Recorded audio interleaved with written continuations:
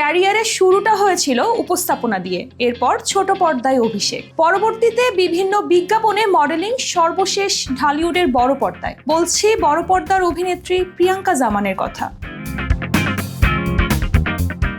ব্যক্তিজীবনে এই অভিনেত্রী তেমন একটা আলোচনায় না আসলেও নিজের ধর্ম নিয়ে বেশ সতর্ক তিনি। প্রায় সাক্ষাৎকারে ধর্মীয় দায়িত্ব পালনকে গুরুত্ব দিয়েই তুলে ধরেন তিনি। এছাড়াও এই অভিনেত্রী নাকি একসময় মাদ্রাসার ছাত্রী ছিলেন, এমন খবরও বেশ চর্চায় ছিল।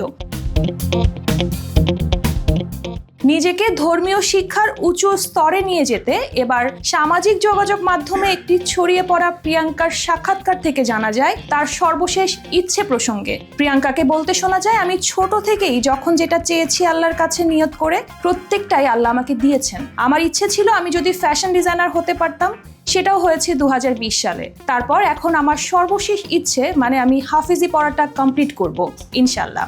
এটাও আল্লাহ আমাকে কমপ্লিট করে দেবেন, এটাই আমার সর্বশেষ ইচ্ছে।